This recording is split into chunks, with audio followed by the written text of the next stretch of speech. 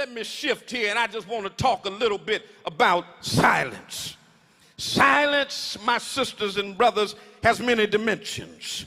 There is a sacred silence, which is that silence out of which creative contemplation grows. It's a meditation on the word and the will of God. It's the silence out of which we meditate and get closer to God. It's the silence in which fervent prayer is born. There is a sacred silence. But then there's a seething silence that comes when you are quiet externally, but you've got a storm going on the inside. The late Dr. Howard Thurman called that a noisy quietness. But then finally, and here's the silence I want to get to, there is a sinful silence. And Adam's silence falls into this category because a sinful silence is a silence that comes over you when you ought to say something, but you don't say nothing at all. It is that silence that creeps in when you ought to speak up for God, but you sit there acting like you don't know what God said. My sisters and brothers, I fear that Adam was not only silent on that fateful day in the garden when a serpent showed up, but Adam has remained silent through the centuries. When Africans were captured and taken from their homeland, packed in the hulls of ships, sold on auction blocks, beat and killed and misused and kept in shadow slavery, Adam was silent. When Jews were persecuted, deported, and murdered by Nazis, Adam was silent. When Native Americans were slaughtered in the acts of genocide so their land could be taken from them, Adam was silent. When our ancestors were lynched and called boy and girl, even though they were full grown, when they were denied employment and equal access to resources, Adam was silent. And today, far too often, when our boys are shooting and killing each other on the streets, and our girls suffer from low self-esteem and give birth to children whose daddies won't stay around to take care of them, Adam is still silent. Sisters and brothers, there is a sinful silence among us when injustice is raging and we remain quiet.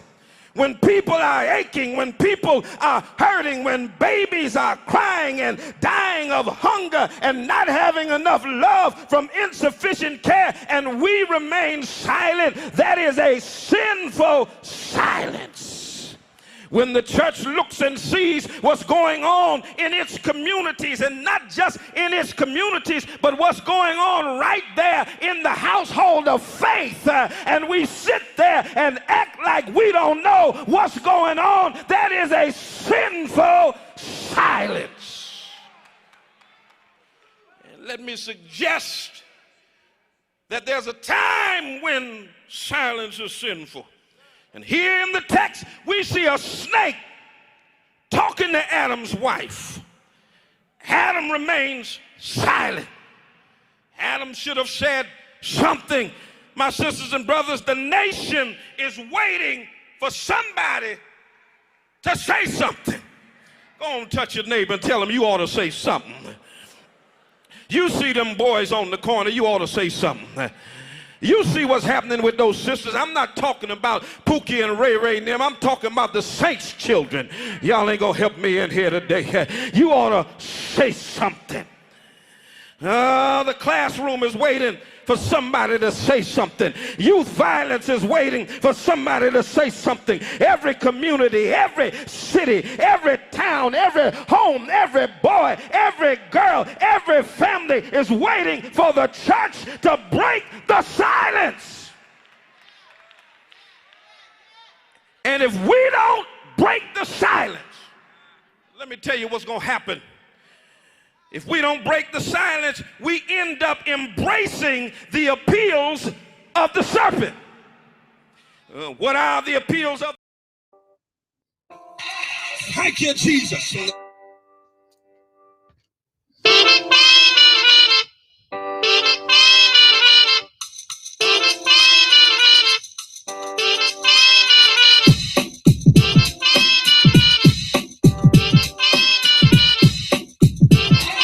Thank you, Jesus.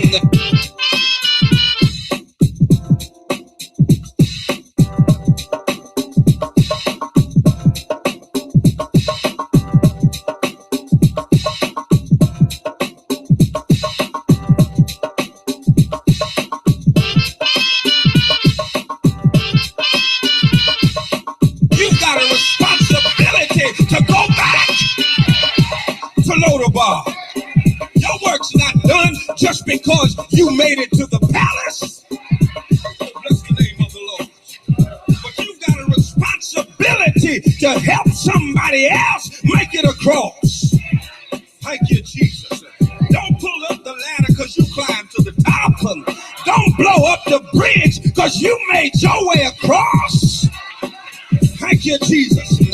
But reach your hand back down the ladder and pull somebody else up out of Lodabar.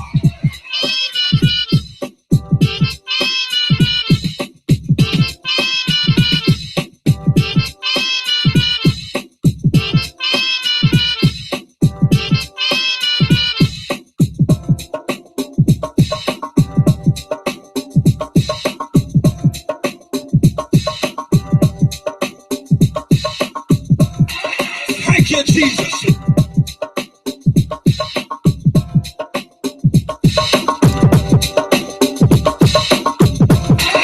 Thank you, Jesus.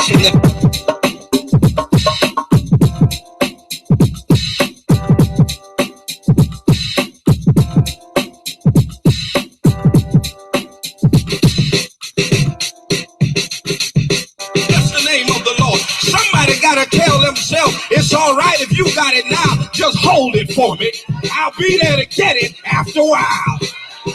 Oh, bless the name of the Lord. Thank you, Jesus. You got to make up in your mind that what God has for me, it is for me. I might not have it right now, may not get it next week. You might try to stop me from getting it, but if God said it's mine, I want you to know after a while, I'm going to get what belongs to me.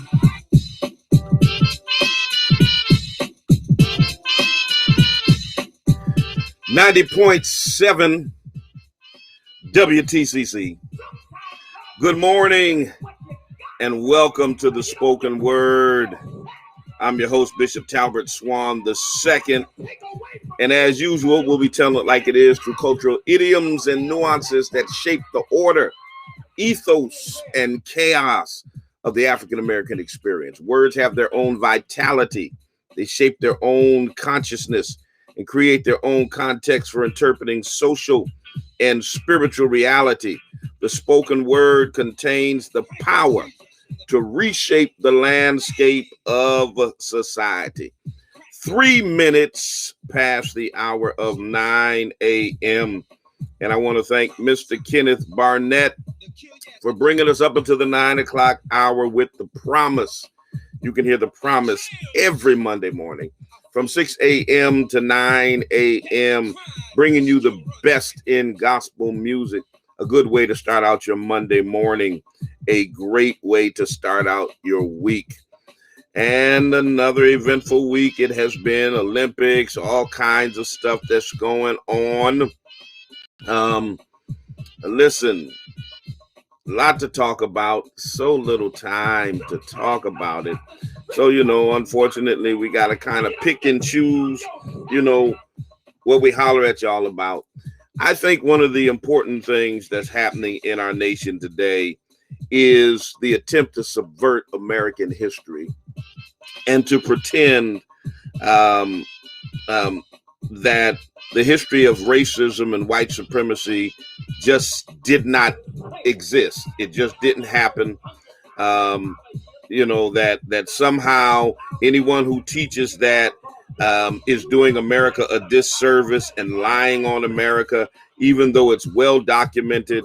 And so this whole notion of banning so-called critical race theory, that's what it's about. It's not about critical race theory at all. That's used as a term to gaslight the reality that what white supremacists really don't want is for you to learn about or to talk about or to be inundated with any of the history of racism in America, because it points back to their trashy racist ancestors.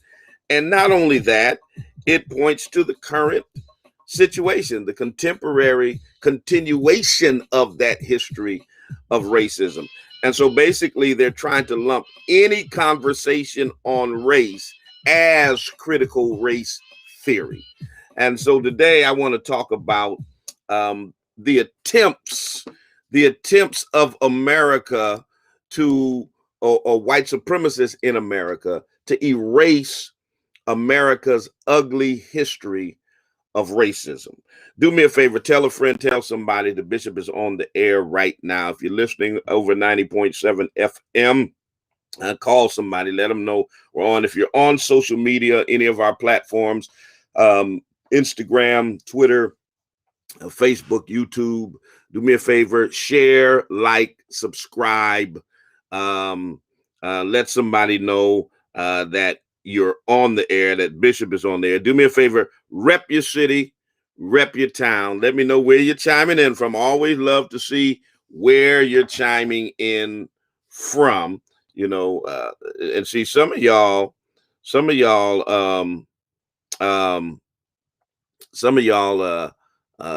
rep more than others.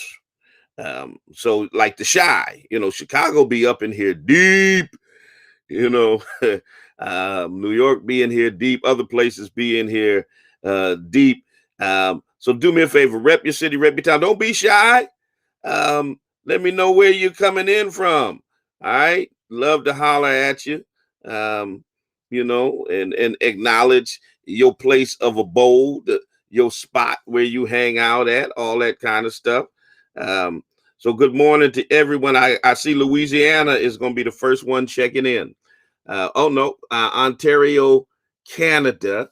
I got Muncie, Indiana over here on the gram. Yes, sir. Yes, sir. All right, let's get the check-ins going.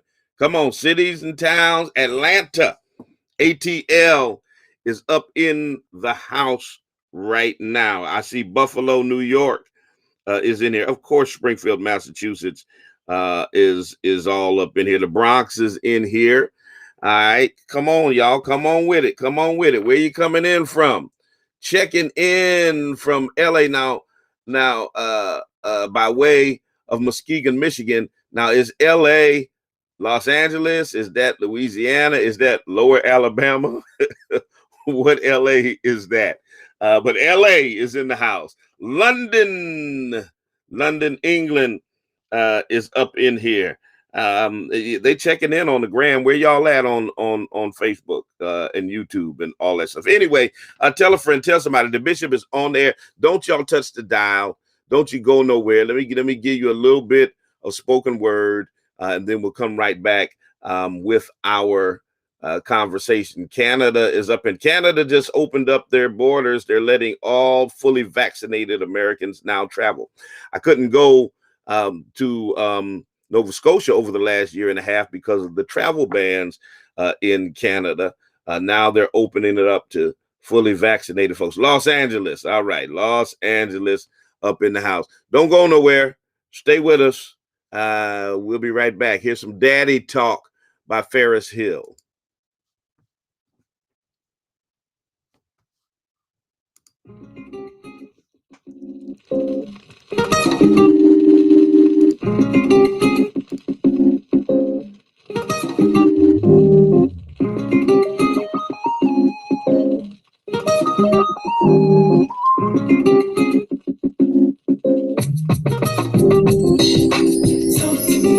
Talk to me, Daddy.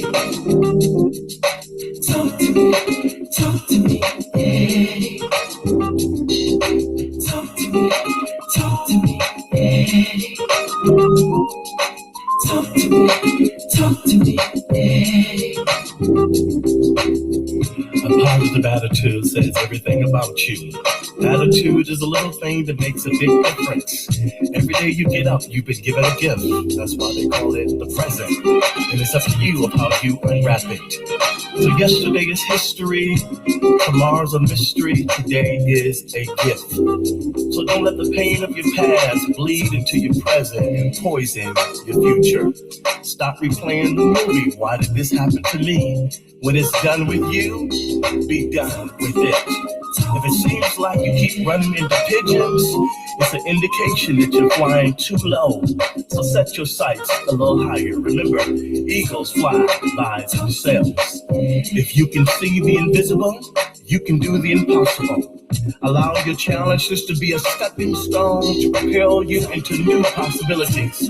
So be discontent with your past accomplishment.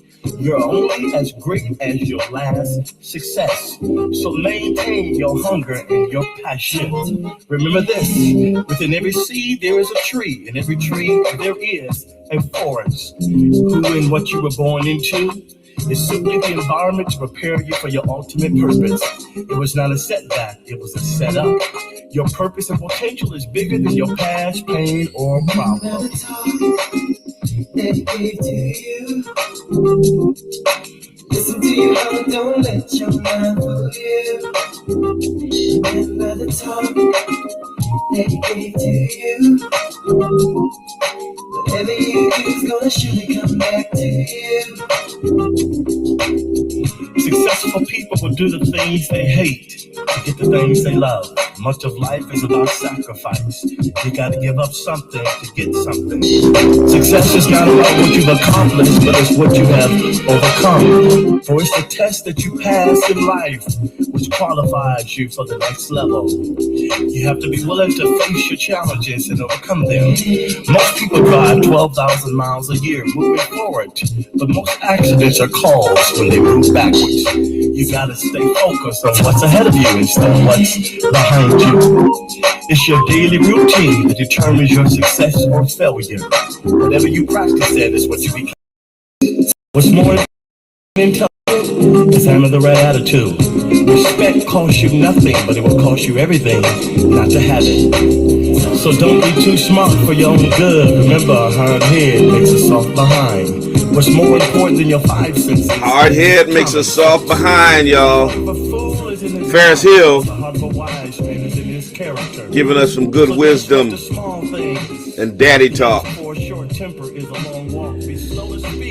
Let me get a little bit of my big sister in here. This one is called I Like What I See by Rhonda Swan. And we'll come right back up after this with our conversation. Check it out.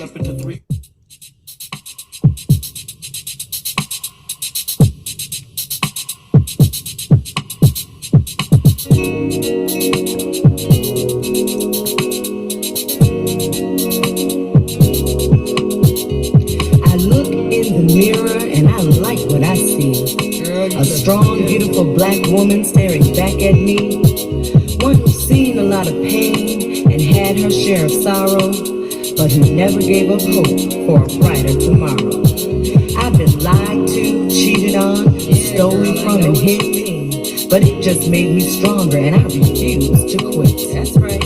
And though I've been tempted, I refuse to stoop to their level. Don't go down. I was above that nonsense and made a liar of the devil. All right. The devil who said I wasn't good enough, cute enough, or worthy of love, I kicked his butt with divine power from above. Power that says I can do all things through Christ, which strengthens me, and brought me out of darkness so that I could see that I'm smart, I'm beautiful, I'm a child of the King. Abundant love for me he came to bring. Oh yes, when I look in the mirror, I love what I see. She's looking good. That strong, beautiful black woman, that woman is me.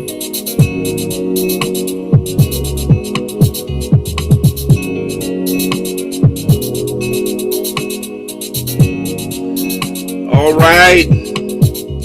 90.7 WTCC. Listen, coming up at the top of the hour, we're going to bring the First Lady up in the mix and,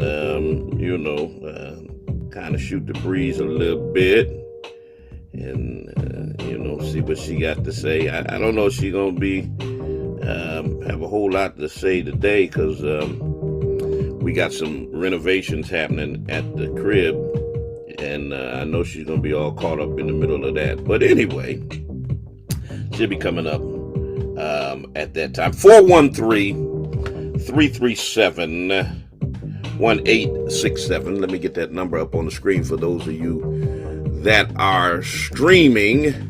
413-337-1867 connects me to you if you want to chime in on the conversation today. Listen, there's an event happening here in Springfield. Let me change this up because I ain't really feeling this background music. I don't know what that is. Let's get okay. Anyway, there's an event happening here in the city. The Springfield seniors are rallying for public safety at the Springfield Police Department, 130 Pearl Street, today at 11 a.m. Today at 11 a.m. Mass Senior Action is inviting you to stand with them today. They want, one, the removal of Commissioner Cheryl Clapperoo. They want meaningful police reform that includes a redefinition of public safety, collaboration with communities to build a restorative system. They want accountability. They want a change in divisive policing policies. They want the requirement of transparency in reporting and data collection. And they want improved hiring standards and training. So that rally is taking place at the Springfield Police Department at 11 o'clock a.m. Eastern Time today in Springfield, Massachusetts. Unfortunately, I won't be able to join them due to a scheduling conflict, but wholeheartedly support them and want any and all members of the Greater Springfield NAACP who are available to go check them out. Grand Rising, Dr. Grayson, your soror is in the bed. She doesn't usually come on until 10 in the after show. So she sleeps as long as she can. Jules Joseph Howard, I see you. Mother Valerie Fields, good morning. Some more check-ins have come up in here. The Bronx is in the house. Miami, Florida is in the house. Springfield, Mass, checking in multiple times. Worcester, Massachusetts is up in here. Dallas, Texas is in here. Nashville, Tennessee is up in here. Australia is in the house. Springfield, Missouri is up in the spot. Dallas again is up in the spot. So yeah, rep your city, rep your town. Let me know where you're chiming in from. Love to know. All right, 413-337-1867. Now, if you follow politics at all, even just a little bit, you cannot have missed it. If you follow it just a little bit, you've encountered phrases lately and terms such as critical race theory and anti-racism. Things conservatives just started talking about probably back around May. You know, prior to May, you never heard it from them. They didn't know what the hamburger it was. Never talked about it, nothing. It's now become a buzz phrase. It's become a dog whistle. And there's a debate that is raging over the history and the legacy of American racism, and how to teach it, or if to teach it, in school systems.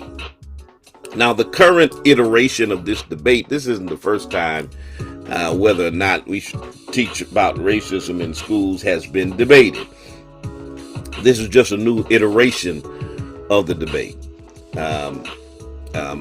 But this debate specifically stretches back to 2019, when our sister Hannah Nicole Jones, through the New York Times, produced the 1619 Project. Is when they started debating this.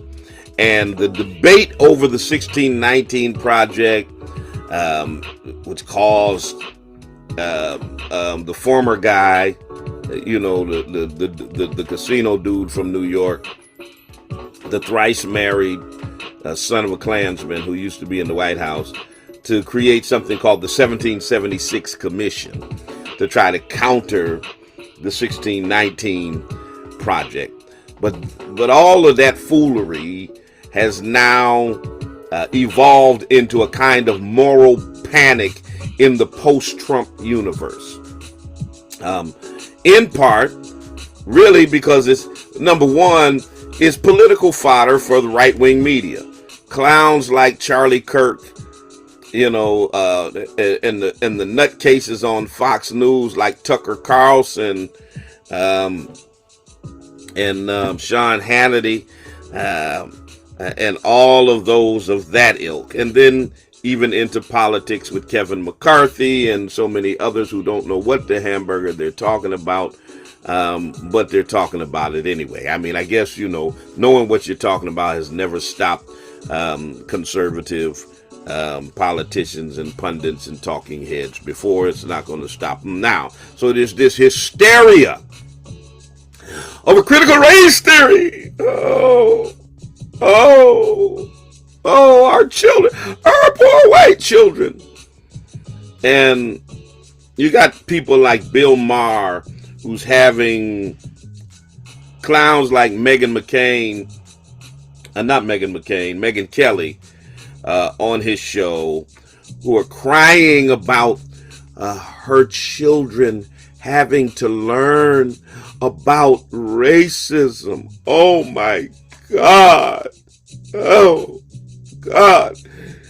God forbid white kids have to learn about what black kids have to experience every day. And that's my story, and I'm sticking to it. That as long as black children have to deal with racism, have to be affected by racism, then white kids can learn about it. Plain and simple. When black children like Tamir Rice can be murdered as a result of racism, then white kids can learn about it. But they don't want their innocent white children to have to be tainted by thinking that America is a racist country. In other words, we don't want our children to be tainted about the truth about their ancestors. We don't want them to learn the truth. We don't want them to learn the truth. That's it in a nutshell, y'all.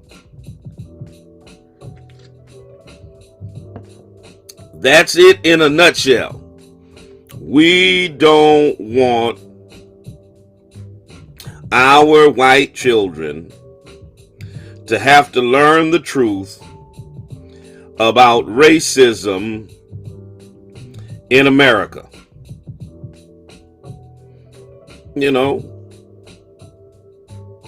Let's give them this rosy picture of patriotism And let's not talk about, little menial details like genocide and slaughtering Native Americans and,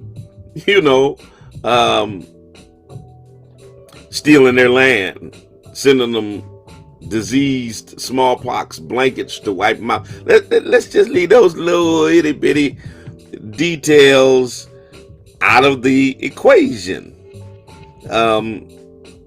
Let's not talk about kidnapping Africans and enslaving them for life.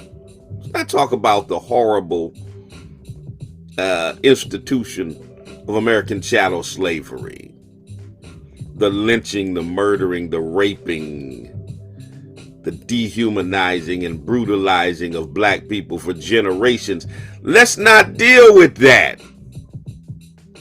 Let's not deal with that. Hey, Wes Warren, Africans sold Africans. That's the typical argument by white supremacist trash like Wes Warren, who is on my Facebook feed. That's what they always come up with. Africans sold Africans. Number one, there was a completely different understanding when Africans sold other Africans. They did not think they were going into a lifetime of servitude. Number two, how the hell do you think that excuses your trashy, racist, troglodyte ancestors for the institution of American slavery, where they held black people for 246 years in the worst form of slavery in the history of the world? How the hell does that excuse what your ancestors did?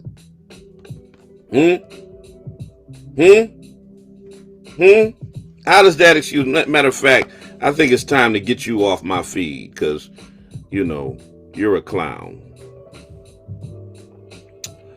Yeah, you're a clown.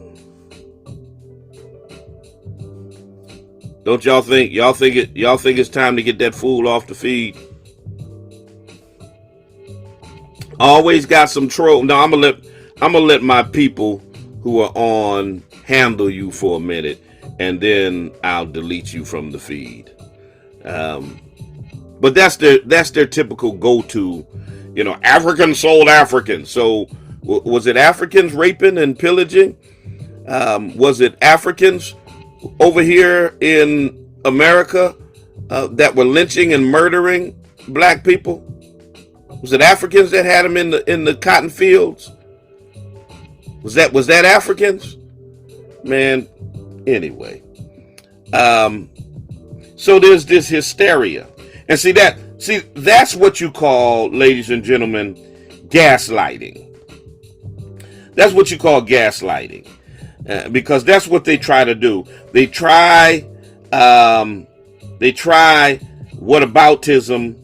They try to gaslight. They try to remix history to pretend that the victim is the cause of their own victimization. That if you're the one being brutalized, you're responsible for the brutality against you.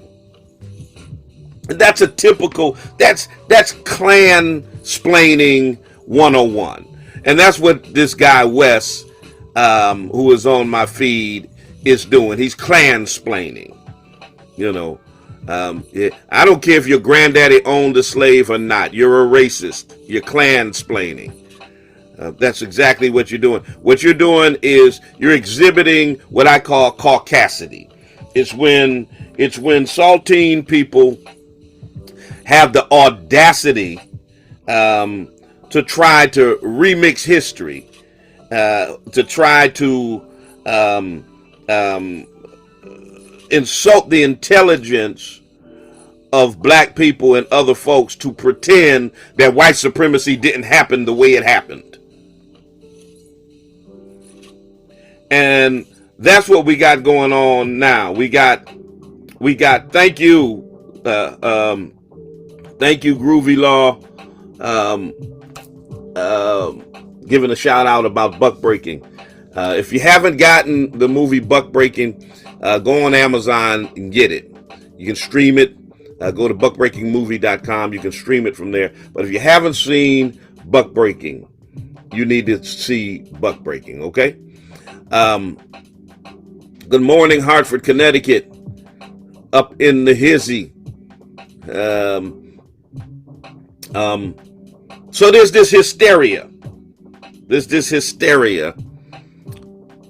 Supposedly over critical race theory, but it's not really over critical race theory because they don't know what critical race theory is. That's the irony of this whole situation. The whole situation. Okay. I see my bro on Instagram. Rachel Lee is your mom. That's my secretary for the NAACP, and I need to holler at you. She's gonna give me your number because we need to talk.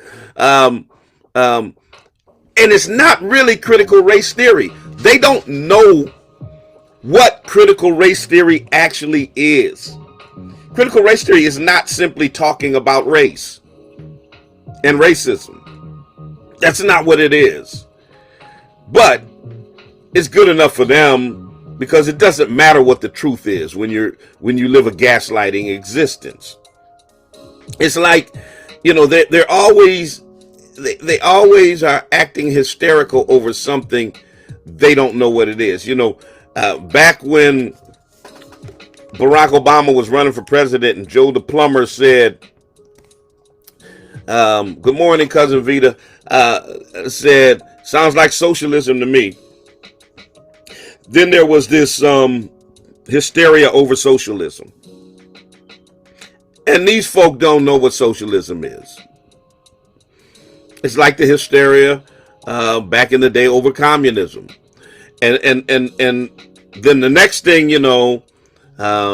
because some of the founders of the Black Lives Matter organization, and there's a difference between the organization, the movement, and the terminology. Understand that. Because they espoused some of the principles of Karl Marx. Their next boogeyman, Marxism. That's Marxism. It's Marxist. So all of a sudden, all these clear people with a GED education who ain't never studied anything about Karl Marx or anything is running around with Marxism because that was their next dog whistle. That was their next boogeyman. And, they don't know the difference between Groucho Marx and Karl Marx, let alone what Marxism is. And the reason that they espouse some of the principles of Karl Marx is because Karl Marx condemned racism on the basis of skin color. Okay? So anyway, that was their next boogeyman. And now the boogeyman is critical race theory. Critical race theory. And everybody and their mama now is talking about critical race theory as if they're experts on the subject that they never heard of prior to 90 days ago. It's amazing how people have become experts on a subject that they never heard of. And so now we have white supremacists in America who are trying to erase the history, America's ugly history of racism. And they're using critical race theory as the scapegoat. It's a dog whistle to the average dumb white American. And that's not casting aspersions on an entire race. It's saying that the dumb ones are the ones who buy into the propaganda. It's a dog whistle to them that somehow this theory is going to indoctrinate their children into hating themselves. And it's going to train black children to hate white folks. Exactly, Kai Murray. Karl Marx denounced skin color racism. Yes. Yeah, go look it up. Go look it up. And so when they don't even know what they're saying when they say, oh, that's a Marxist. That's a Marxist. They have no clue. They've never studied it. They've never studied it. You know, but in today's day and age where you can just denounce anything you don't agree with as fake and make up stuff to corroborate what you do agree with, that's the hand we're dealt in this so-called fake news generation. You know, where people just make stuff up. And we're not having it, you know, like M'Baku said, you know, from the Jabari tribe, we will not have it. No, we're not gonna have y'all just, you know, trying to gaslight us. And so this is what happens. This, ladies and gentlemen, this right here, Kai, this right here, David, this right here, Dr. Grayson, is a classic example of what happens when a concept or theory spills beyond the confines of academia into the public sphere. This is what happens when something that is taught in the halls of academia, particularly graduate level, spills out into the confines of Twitter and Fox News. And they begin to pervert it, say what they want to say about it. And I understand why some of the folks, I understand why Tucker Carlson is nervous and upset. Tucker Carlson is a direct descendant of Cornelius Ennis, who was a slave owner, owned slaves in Louisiana and Texas. He's a direct descendant of a Confederate blockade runner. Look him up. Cornelius Ennis is Tucker Carlson's great-great-great-granddaddy. He's the former mayor of Houston, Texas. He is the person that Ennis, Texas is named after. He was a blockade runner for the Confederacy. He was a slave owner. So if we start talking about reparations and stuff, Tucker Carlson's against reparation because his family would owe them. You know, white supremacy is in his DNA. I get it. I understand why he's railing against any teaching of racism, you know, in America, because it exposes his trashy ancestors. You know, and there's lots of angles to this story, but much of the discourse around this, unfortunately, has been counterproductive. The main issue is that the folks talking the most about it don't even know what the concept means. They don't know what it means. It has escaped the confines of academia. It has entered into the political and cultural discourse and been completely perverted and blown out of shape. The scholars, the critical race theorists and the scholars don't even recognize what the heck these folk are talking about, because it doesn't resemble critical race theory in any way, shape, or form. When you got little chipmunks like Charlie Kirk on the Bill Maher show talking about critical race theory, it gives you an idea of how crazy this thing has gotten. By the way, if you didn't see that show, go and check out the video clips, because my man Malcolm Nance destroys Charlie Kirk. Destroys Charlie Kirk on the Bill Maher show. And my problem with Bill Maher is Bill Maher keeps platforming white supremacists. Good morning, Aunt Marion. I see you. He keeps platforming white supremacists over and over and over again. From Megyn Kelly. I don't know what happened to that call. Give me a call back, caller 413 337-1867, and we'll get you on the air. Megyn Kelly, they're on there whining and crying about how tough it is to be a millionaire white person in America. I mean, he has empathized and defended Laura Ingraham. Now he's got Charlie Kirk on this. It's like, he keeps giving a platform to these white supremacists for whatever reason. I know some of y'all like Bill Maher, but the one who called himself a house nigga. But anyway, Malcolm Nance destroyed him on there. And here's what they've done.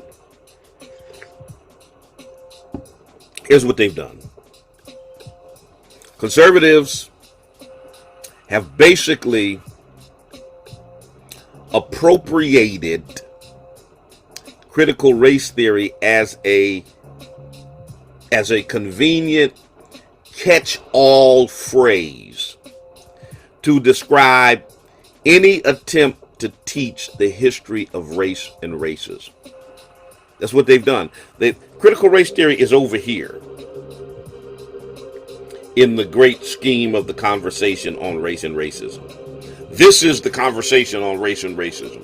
They have taken everything associated with the conversation on race and racism and made it all critical race theory.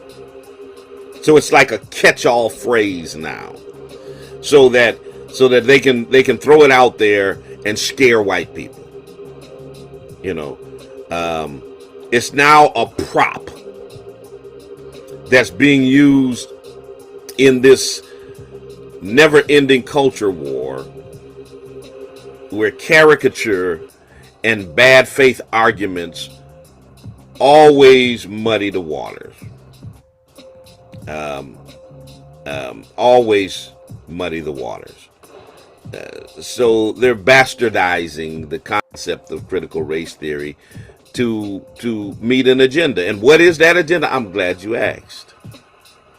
That agenda is basically to give them a rallying cry around the 2022 midterm election. Around the 2022 midterm election, watch. They're going to challenge all of their opponents by whether or not they support critical race theory. It's going to be a major campaign subject. That's what they're using it for. And so Republican lawmakers across the nation are advancing state bills that limit how public school teachers can discuss race in their classrooms. And they're doing that in the name of critical race theory. Right. Teachers can't say the word racism in the state of Texas. Not only that, in the state of Texas, they cannot teach. Check this out. This will blow your mind. I see you, Tesla and Figaro. This will blow your mind. This will blow your mind. They cannot teach that white supremacy and the KKK are morally wrong. This is the pure tomfoolery of this entire discussion and perversion of an academic term that has now been used as a prop for them to basically silence the voices of those who want to discuss the real history of race and racism in America. I love you, sis. You the boldest around. I'm second behind you, Tez. And so you got these Republican-led legislatures in dozens of states that have either adopted or advanced bills purporting to take aim at the teaching of critical race theory, which is an academic approach that examines how race and racism function in law and in society. But what they're really doing is trying to stop the discussion of race and racism in teaching basic American history. So you might as well take history out of the public schools, because you cannot teach the truth about American history without talking about racism. How you gonna teach how indigenous people, how Native Americans were slaughtered? A basic genocide was exacted among indigenous people in this nation. How you gonna teach that without talking about racism? How do you teach how Africans were kidnapped, brought over through the Middle Passage, sold on auction blocks, enslaved, raped, murdered, lynched, dehumanized, and brutalized, and their descendants continued to be dehumanized, mass incarcerated, segregated, ostracized, 150 some odd years after emancipation? How do you teach any of that without talking about racism?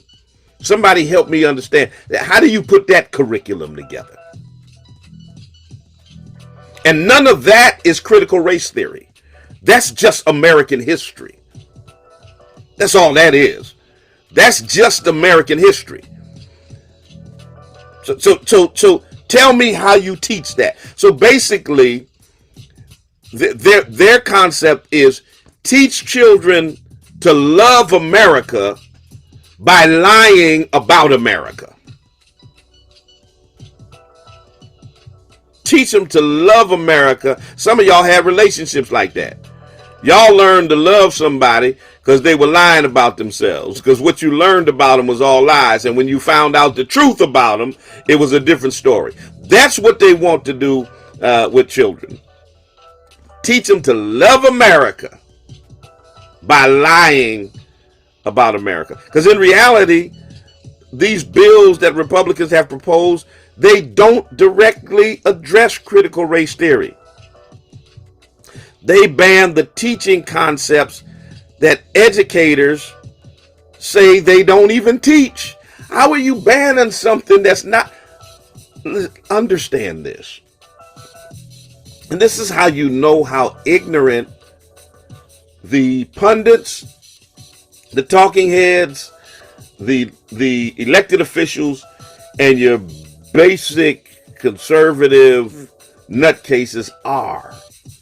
Critical race theory has never been taught in a single elementary, middle, or high school in America. Never.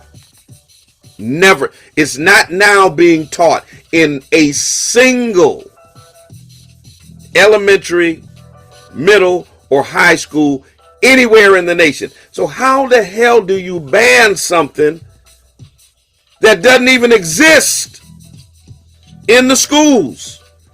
What are you banning? Again, they're banning the teaching of American history. There was a bill signed in Oklahoma. Governor Kevin Stitt signed into law a bill that bans lessons that include the concept that one race or sex is inherently superior to another race or sex, that a person's moral character is inherently determined by his or her race or sex. The only folks who have ever taught that has been white folks. Y'all been the ones teaching that.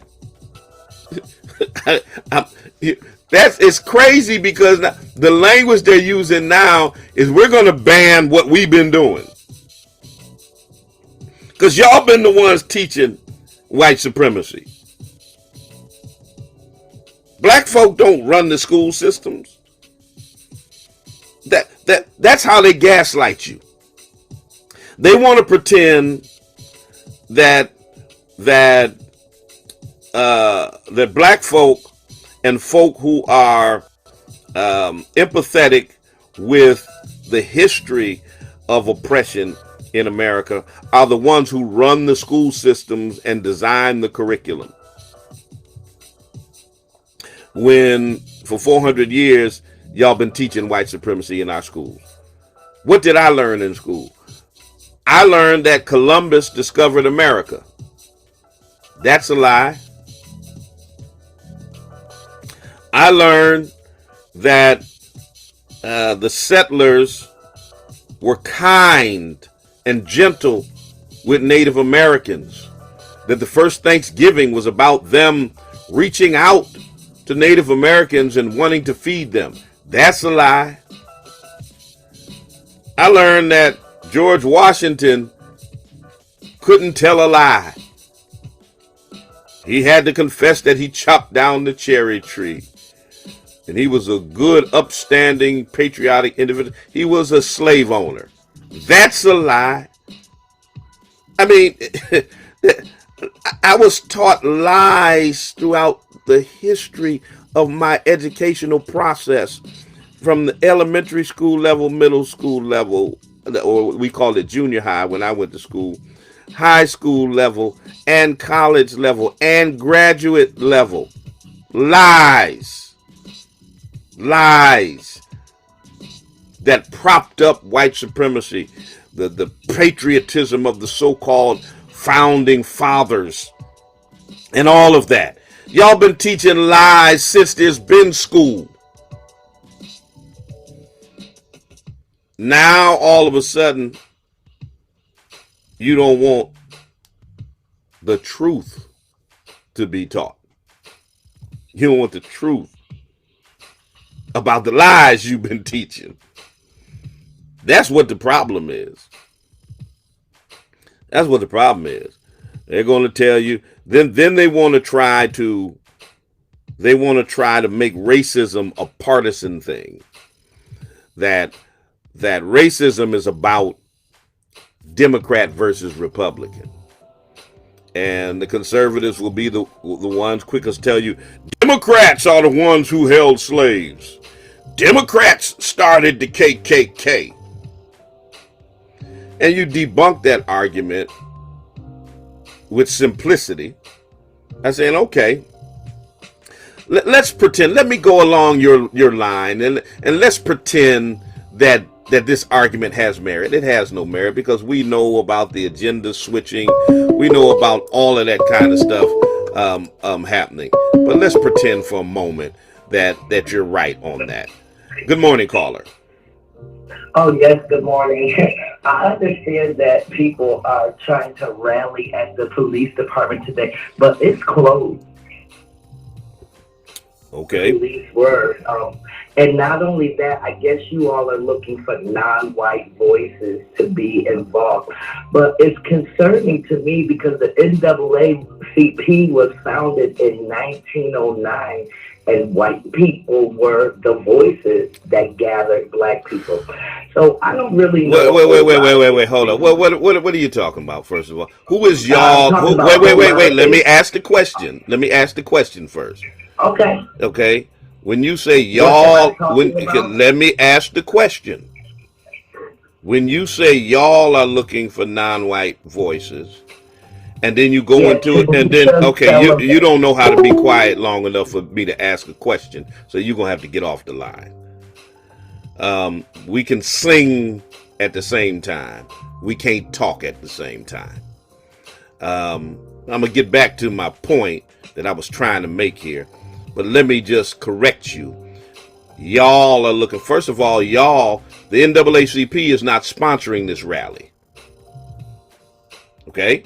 It's Mass Senior Action Council that is sponsoring the rally at the police station. It doesn't matter if the police station is open or closed. Okay?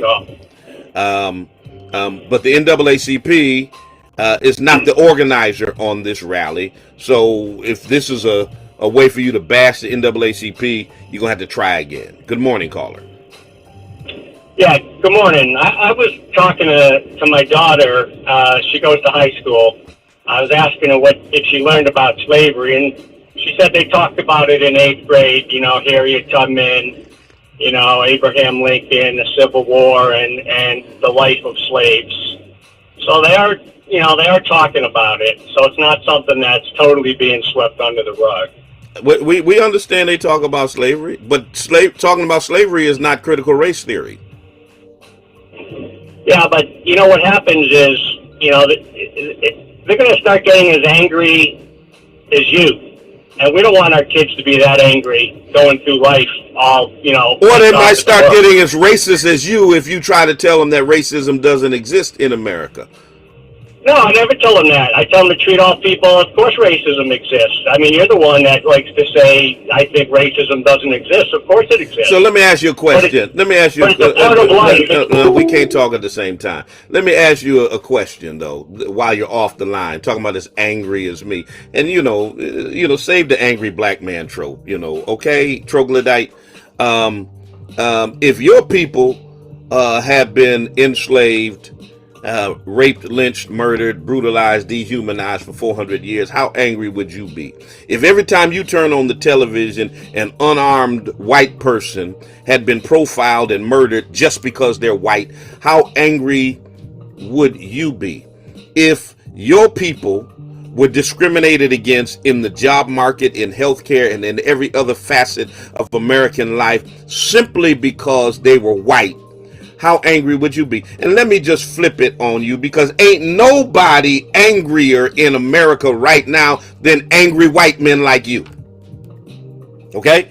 You ain't never seen my people run up in the U.S. Capitol, murdering police officers, you know, defecating and spreading feces all over the place, and trying to overturn a whole election and do a coup on the American government because they were angry. Ain't nobody more angry than you racist troglodytes are. Okay? So you can save the angry black man trope. You can save that. Because ain't nobody angrier than white dudes around here. Nobody. Ain't nobody. That's why y'all sitting around here trying to change laws and ban the teaching of racism in our nation's schools, because y'all mad. Y'all mad. Y'all got mad because we elected a black president. Y'all stay angry. Anytime there's black progress in America, y'all get mad. Okay? No, ain't nobody as angry as y'all. That's why y'all out here in militias and gathering up weapons and getting ready for a race war. That's why your women are out here wilding out. All these wild and crazy Karens running around calling the cops on black people for breathing, walking, and chewing gum. Ain't nobody angrier than y'all, because y'all feel like this nation is being wrested away from y'all, that you're losing your white place in America. Ain't nobody angrier than white people. So let's just keep it a buck.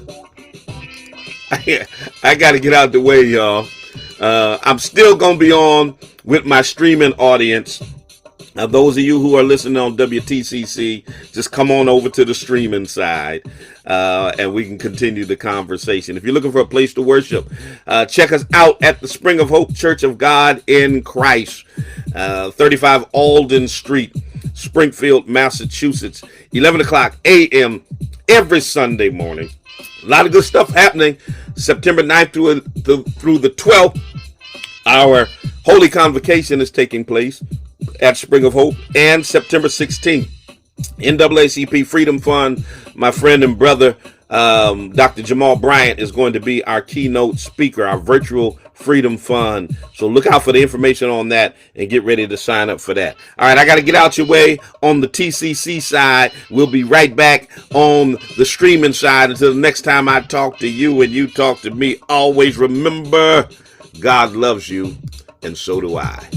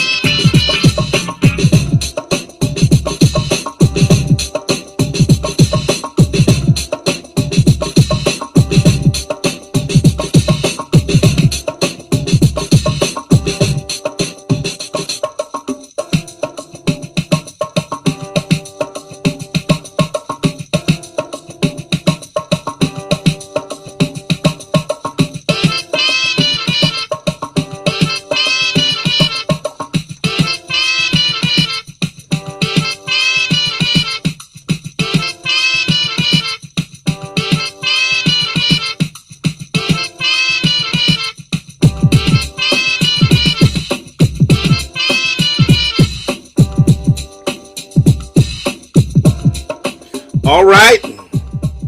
Back rolling with you. Overdrive. Continuing the conversation. I kind of lost my track with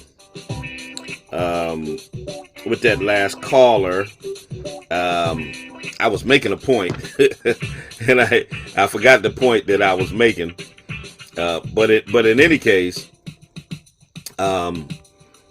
you got the law in Oklahoma, you got the law in Texas, and they keep introducing bills that want to regulate how schools teach about race in America.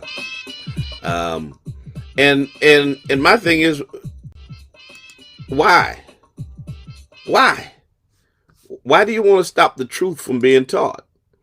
Like the white boy said when he called in, oh, well, my daughter said they teach about Harriet Tubman, so they do teach about slavery. Well, we don't want them to be as angry as you. Ain't nobody angrier in America than y'all. Nobody. When Barack Obama got elected, what did y'all do? Y'all formed a Tea Party because y'all was mad. You big mad. Y'all was so mad you elected Donald Trump. The election of Donald Trump was the epitome of the expression of white anger. Because how dare America have a black man as president for 8 years? Okay? How dare it? And then when Trump lost, y'all been angry ever since. You stormed the Capitol and started beating white police officers. What the hell happened to Blue Lives Matter? Huh? What happened to just comply? Then y'all get mad when people like me say stuff like Ashley Babbitt should have just complied when I use your own words against you. Because that's what y'all say when police murder unarmed black people. But this chick broke into a federal building and was trying to break onto the floor of the House of Representatives, was told several times to stand down. She didn't comply. But you thought she should have got a grace that black people never get. Y'all justified Eric Garner being murdered over Lucy cigarettes. Y'all justified Mike Brown being murdered over cigarillos. Y'all justified Trayvon Martin being murdered over walking down the street with Skittles and iced tea. Y'all justified Tamir Rice being murdered for sitting on a swing playing with a toy gun in a park. Y'all justified the murder of Breonna Taylor for sleeping while black. Y'all justified the murder of Sandra Bland for refusing to put out a cigarette. But then y'all want to have a hissy fit about Ashley Babbitt, who was in the commission of a crime trying to overthrow the government and murder the vice president. Come on, y'all a bunch of hypocrites. Ain't nobody angrier in America than white people. Nobody. And what y'all mad about? Oh, I get it. Y'all mad because to y'all, equality looks like injustice. When you're used to subjugating everyone else. When your reality is propping up the fallacy about your superiority and the inferiority of everyone else, and living in a system that privileges you simply because of your skin color. When people fight for equality, that feels like oppression to you. Amazing. Ain't nobody madder than y'all. 413-337-1867. What's happening? Good morning. Can you hear me? I can. No, baby, I didn't want to interrupt you this morning. I'm listening, and it's almost unbelievable at times. It can be very sad, and it can certainly incite my anger as well. You know, the mindset and the mentality of these people. So I think you're absolutely right. I think that's who you are. You know, certainly as an activist and one who advocates for our community, for our people. And I think it's important for the hypocrisy and the contradictions of white supremacy, and certainly the ignorance of white supremacy, to be exposed. But I also think that it's really important for us to understand this is what they do, and this is how they distract us. You know, sometimes this is how we get distracted and we get off course of what's really happening behind the scenes, you know, that we should be paying attention to, like what's going on in government right now. You know, what poor Bush had to go through just to get the moratorium extended, you know, for people, you know, in housing, and, you know, that were really going to be, of course, you know, Black people were going to really be impacted, you know, if millions of people were evicted from their apartments and homes, and, you know, and all of those kinds of things. And all of that is also a part of voter suppression, because if you have displaced people or misplaced people, and you're talking about millions or hundreds of thousands, tens of thousands, or however many it was, you know, or whatever. I believe it was a few million.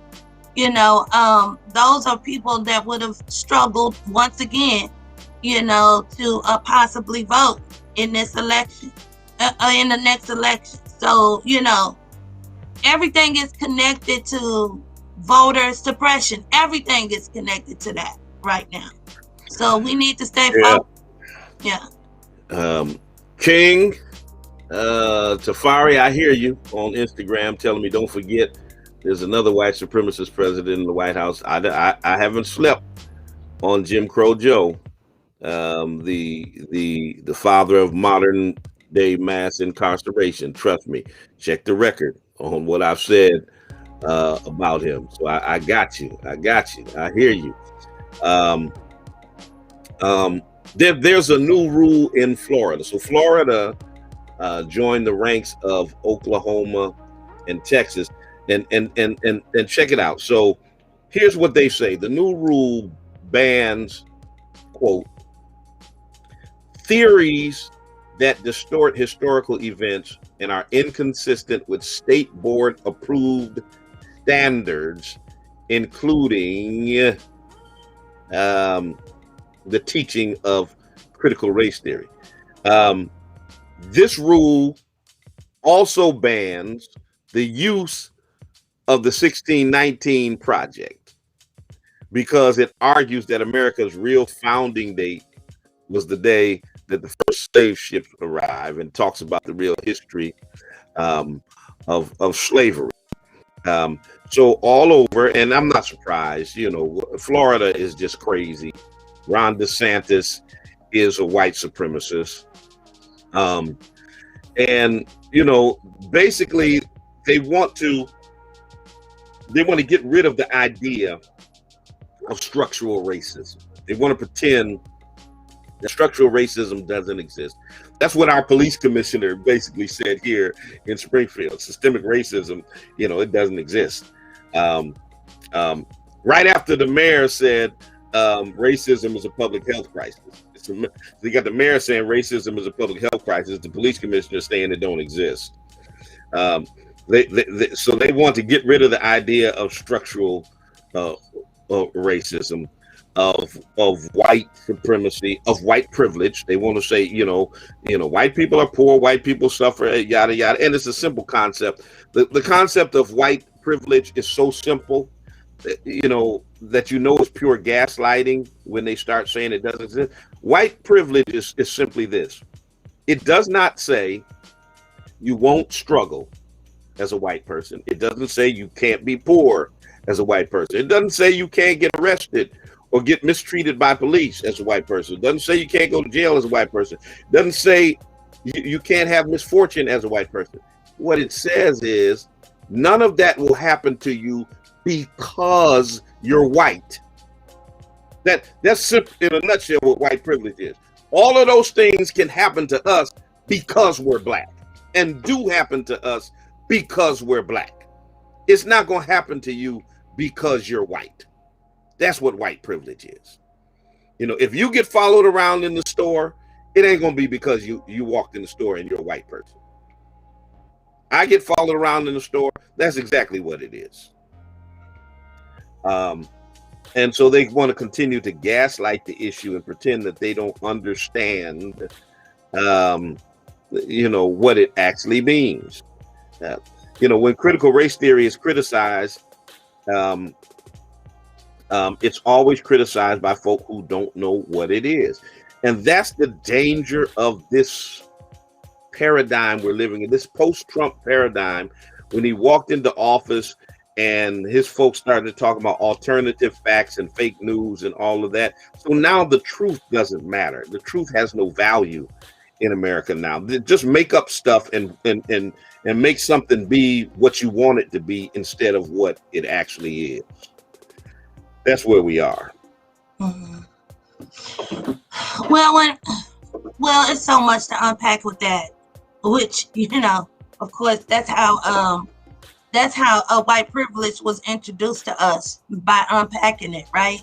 So, but anyway, multiple years ago, and if I'm not mistaken, I believe it was written by a student or a professor or somebody at UMass. So I remember when that article came out, unpacking white privilege, you know, unpacking the white privilege knapsack, I think was the official title. But anyway, you know, and that came out like close to 30 years ago or so. So, you know, now it's everyday language, of course, you know, because it's been a whole generation now, and we've been using and unpacking white privilege. So, but anyway, just like with critical race theory, sometimes, you know, things have been going on, but you have to put the language to it.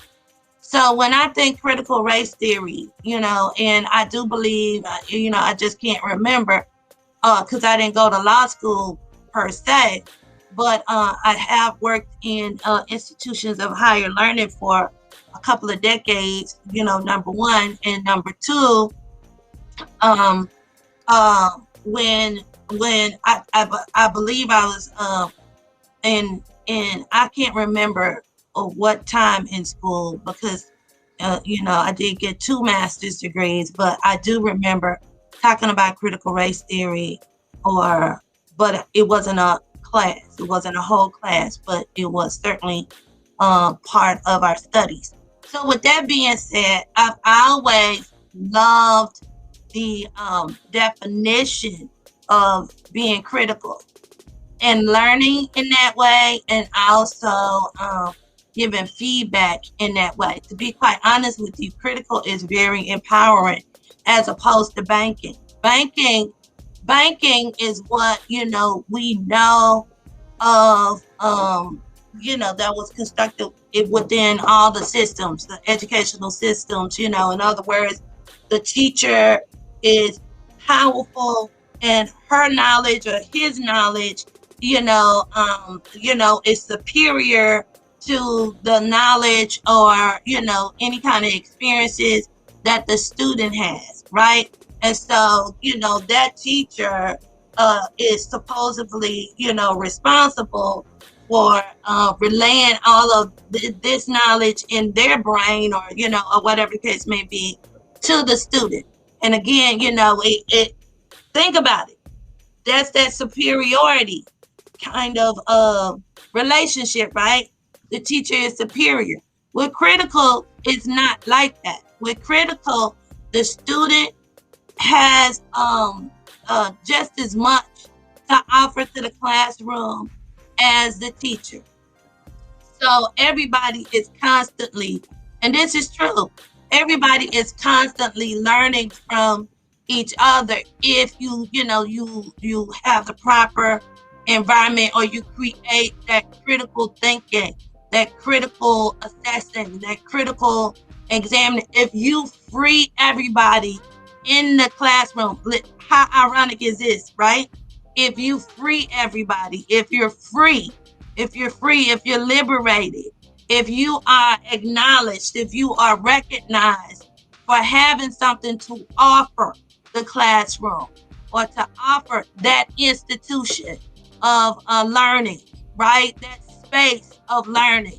So to critically examine, in this case, to critically examine race and how race was created, what race was created for, and how the people who are oppressed by racism, how we see racism, how we see race, and how we feel race. So that's all that means. And so it's really ridiculous to me that this argument has arrived at this point, or whatever. And so, like I said, it is a strategy for them to distract us. It is also a strategy for them to justify, the kinds of behaviors that they have accepted and passed down generations to generations to generations. And also, babe, with what you just said, if you think about it, they already been doing that. Mm-hmm. So now they just saying out loud what they've been doing since the beginning. They just saying out loud. It's documented. They putting words to it. They putting language to it.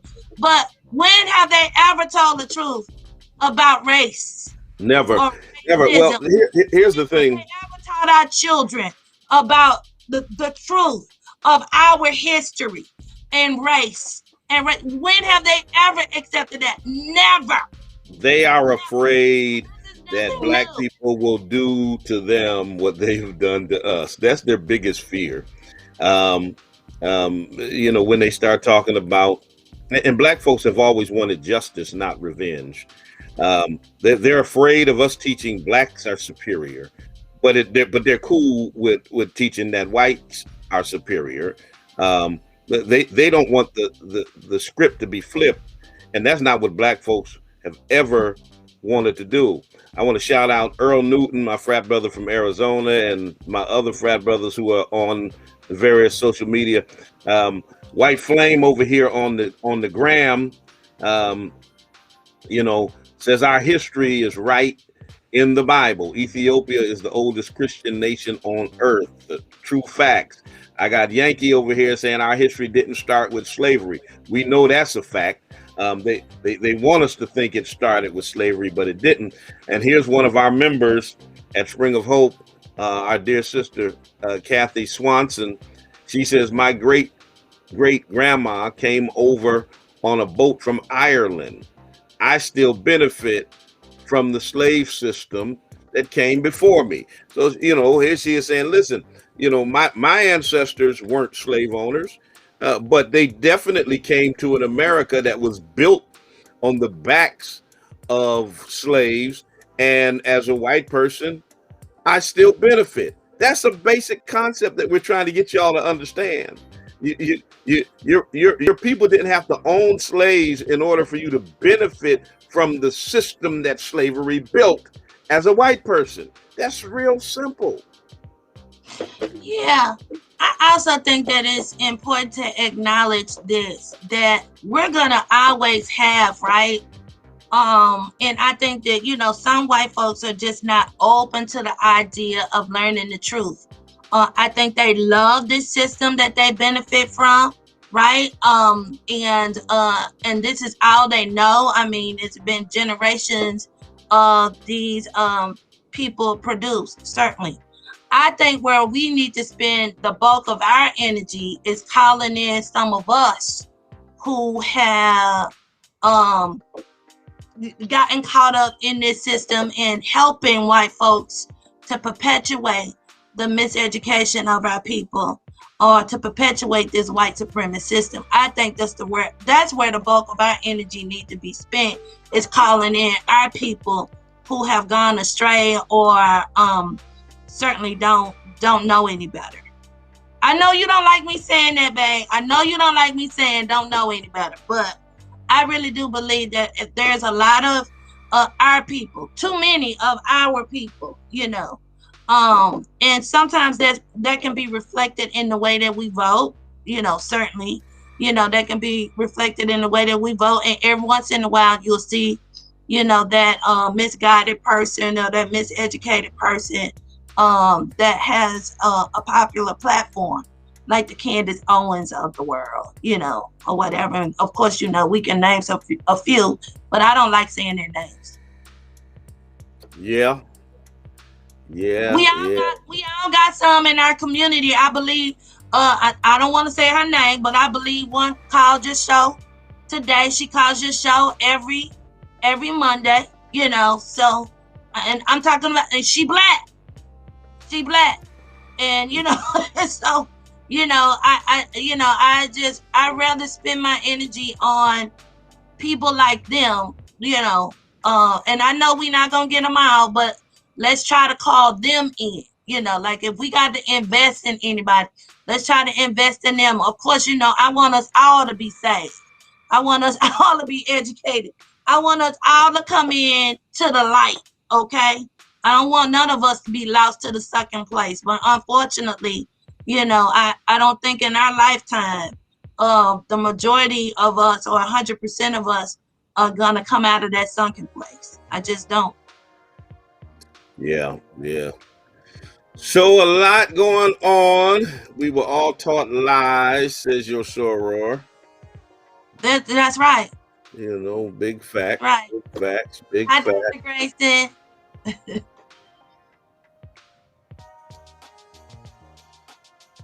Hey, Whitney. Hey, nephew. Good morning, y'all.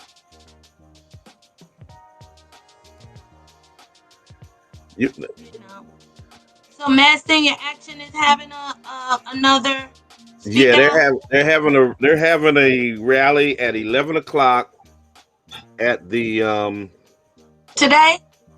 Yes, 11 o'clock at City Hall, not City Hall, at the police department, at the police station. I'm pulling up now what they're demanding, because they're basically demanding the same things that we've been demanding, and I am completely on board with what they're asking for, and we are allies with them in the struggle. And the first thing they're calling for is to get rid of this. Is to get rid of this. Yeah. Is to get rid of this commissioner. I'm trying to pull here it is. So number one, removal of Commissioner Clapperoo. Number two, meaningful reform that includes a redefinition of public safety, collaboration with communities to build a restorative system, accountability, change divisive policing policies, require transparency in reporting and data collection, improve hiring standards and training. So that's what they're asking for, and they're meeting today at 11 o'clock at the Springfield Police Department. Springfield Seniors Rally for Public Safety. So I'm asking all of the members of the Greater Springfield NAACP who are available. I have a scheduling conflict, so I cannot attend, but I'm hoping that there will be some that will be there. So I will try to do my best to get it out to people that I'm connected to as well. And so while mass senior action is certainly, and NAACP has always been from the beginning, even before she was hired, okay? Always been on top of what's going on with the Springfield Police Department. But nevertheless, let's also keep an eye on what's happening with this COVID money that has arrived here in the state. So I think that we definitely need to, pay attention to that. Because we are the group that have been most impacted, certainly by COVID. And if we are not speaking to I guess the government officials about how to spend that money to service us, or whatever, I got a real problem with that. So we need to pay attention to what's happening with this COVID money. Something else, baby, if you would allow me, I would like to talk about this year's election, if I can. Go ahead. You got the floor, and when you get done, we're gonna be done because we need to go to Hot Table or somewhere to get something to eat before my next meeting, which is gonna be a long one. So I need to eat. So I recognize and I realize that it's a lot of you who listen to my husband and listen to his radio show that don't necessarily live here. But I can pretty much guarantee you that if you're not having a local election this year, more than likely you're having one next year. And next year, again, will be a very important election. I think some of you are already going through the election, the local election process. I'm pretty sure you are. And so with that being said, listen, pay attention to what's going on locally. It's very important. Not only is it very important, it's more than likely more critical to your quality of life than last year's election was, as far as, us doing what we did to vote in Democrats, vote in Democrats. And, and y'all know what we did, so I don't need to repeat that. But it's really important that your local election get that kind of attention and even more, okay? And even more.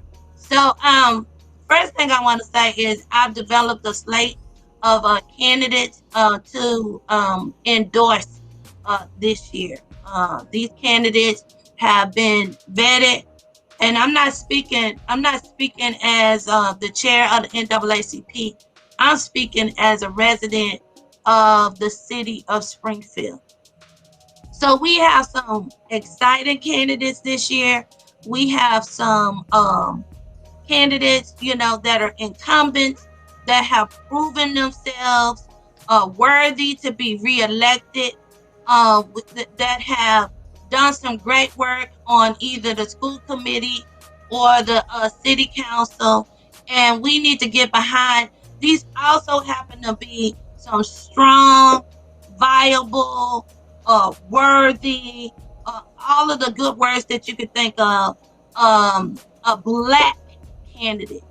And so the Black community, in my opinion, really needs to galvanize around and rally around supporting financially, physically, and all the ways possible. Spreading the word, to your family members that live here in the city of Springfield, getting people out to vote. Listen, we don't have a registration problem here, babe.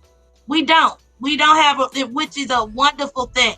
Which is a wonderful thing that we don't have to spend a whole lot of time getting people registered to vote. So we don't have a registration problem here in Springfield. What we have, and this is all across the board, what we have is a motivation problem. So I'm not going to speak for other groups. I'm not going to speak for other groups, but let me tell you something that I know about other groups. And this is probably national as well. Other groups, right? Other groups know how to come together.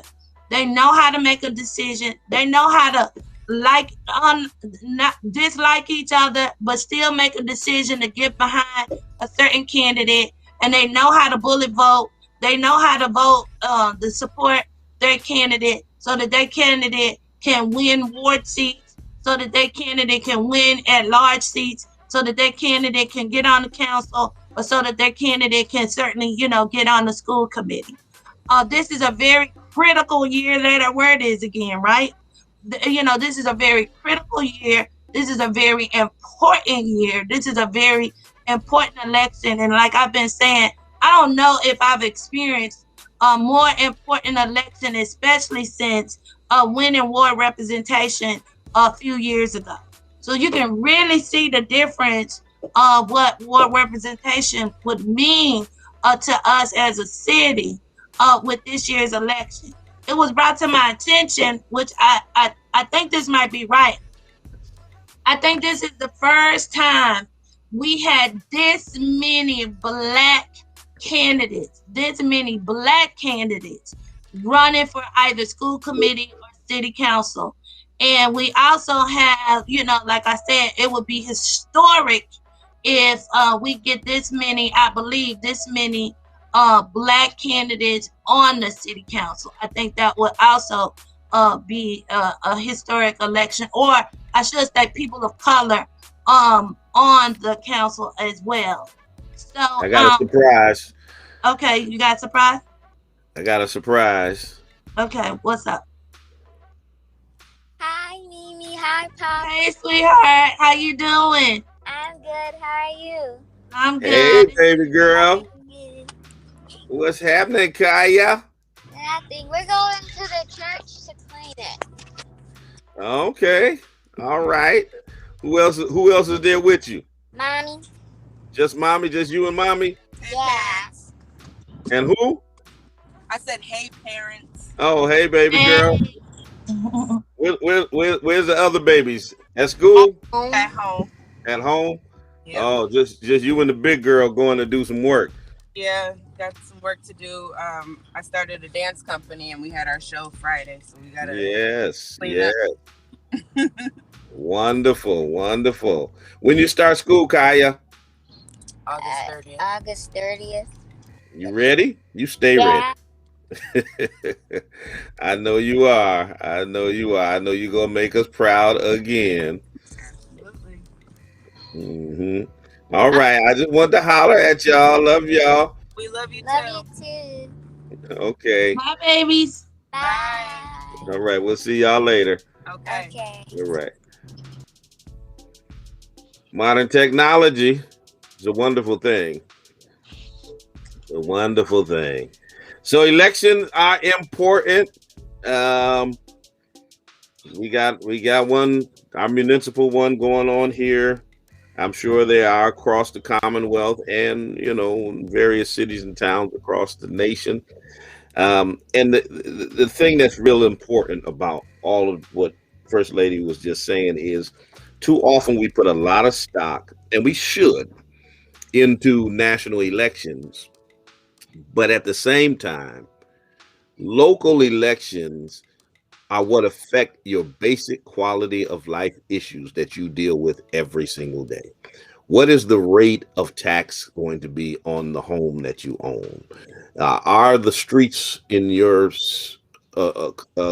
community going to be paved? Are the potholes going to be fixed? Is the trash going to be picked up? What's the curriculum going to be in your schools? What rules and policies are going to govern your schools? Will your schools give racist police unfettered access to video cameras to erase evidence of them brutalizing kids like they passed here in our city? All of this happens because of your local city councilors, school board members.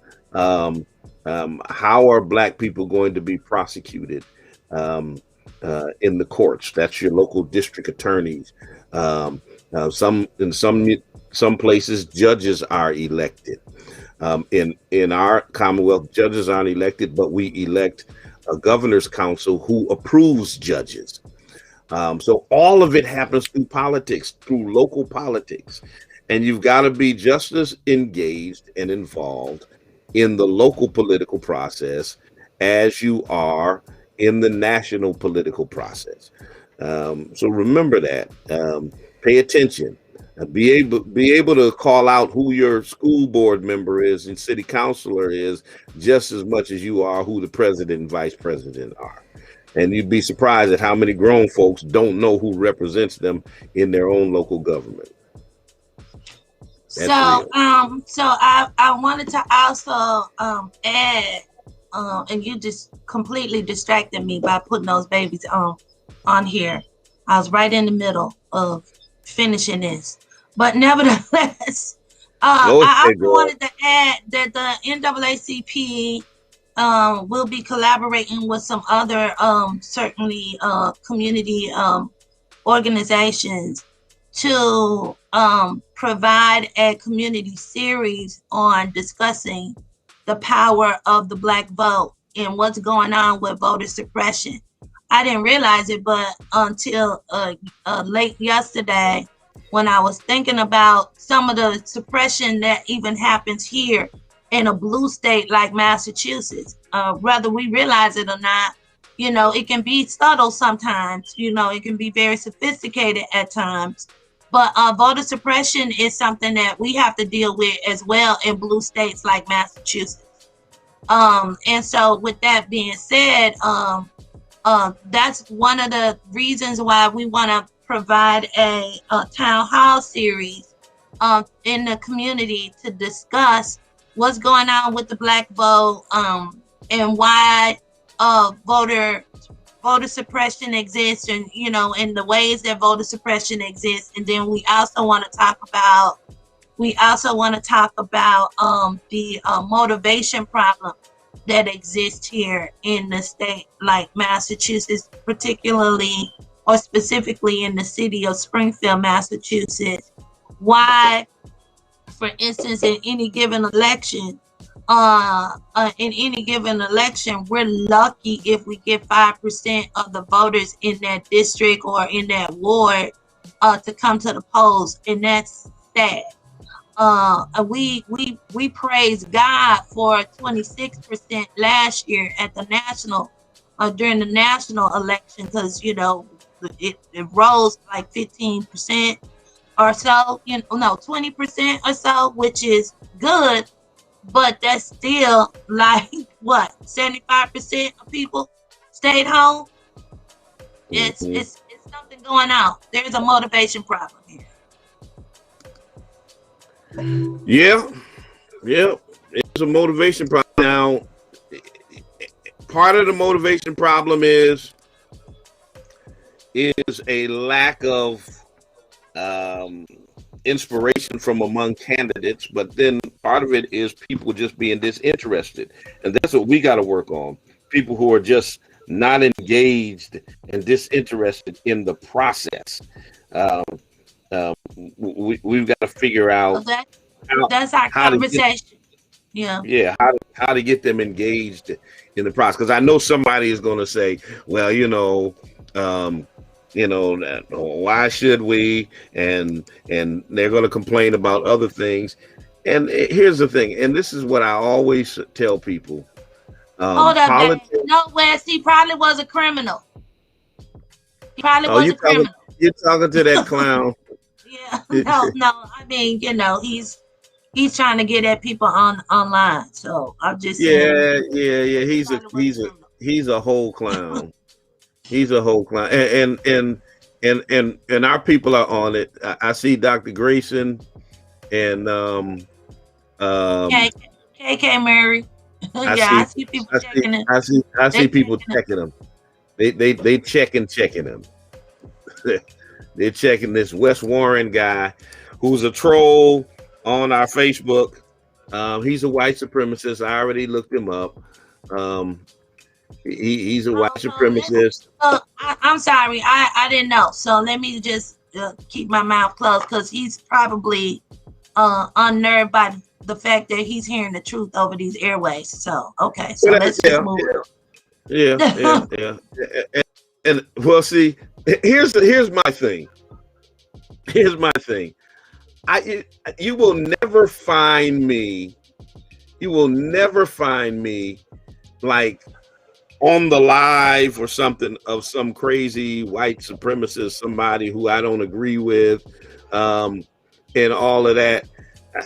I'm not going to be on there because you're not that important to me, you know. And all the stupid stuff that you spew is not important to me. What I don't understand about white supremacist trolls are, why are you here? Why are you here? I mean, you know, okay, you don't like me, all that stuff. Why are you here? You can't control me. You can't silence me. None of that kind of stuff. So why are you here? Well, that's that thing where white folks think that they can control black people. That you know that they can shut you down and shut you up, and you can't do that with independent black people. Sorry, West. Sorry, dude. Well, you know, honestly, today you shouldn't be able to do it with black people, period. Whether they work for white folk or not, you know. You know. True that. You know, we in a different day today. We're in a different day today, and we know that there are plenty of people who get it. Hey, let's not give him that kind of space and platform. I don't care about that man like that. I'm sorry that I even, you know, spoke to him. But anyway. Here's that hillbilly. I just want y'all to see the hillbilly. This is the hillbilly troll that's in the comments. Why does he listen to your show? Can you take him down? This is what you're working with. Thank you. But why does he listen to your show? I mean, I don't listen. Well, anyway, can we move on back to what's important? Again, you know, we only got a few more months, a couple months, you know, and you know, because the election is November. Yeah, the election is November. Okay, the election is November 2nd, and so we really don't have a whole lot of time. But I need for my people here to wake up to what's going on. Don't complain about, you know, your city not being up to par, and you want to move and you want to leave, you know, the city of Springfield, the place that you was born and raised, you know, or whatever case may be. If you haven't done anything, you know, to bring what you want to see, or to be what you want to see, you know, here in the city of Springfield as well. You know, so that's the way I see that. All right. I'm going to give you the last word of the day. I already had the last word. I'm talking about in the comments. I'm talking about in the comments. I'm talking about in the comments. Sister Kathy, hillbilly is putting it kindly. Here we are. All right. So vote. Get engaged in the process. Again, I want to announce the NAACP Virtual Freedom Fund this year is on September 16th. Our guest speaker is Dr. Jamal Bryant. So need for y'all to put that pin in there. The convocation of the Nova Scotia jurisdiction will be September 9th through the 12th. All of that is happening, coming up. School is getting ready to start. Let's pray for our young people. Many of them are going back in person, some hybrid, some full-time. But we want to pray for them and make sure that they are safe, because this pandemic is not over, y'all. You know, y'all need to stop acting like it's over. It ain't nowhere near over with. So let's take all necessary precautions to keep ourselves safe. All right. And if you're looking, once again, for a place to worship, y'all really need to check us out.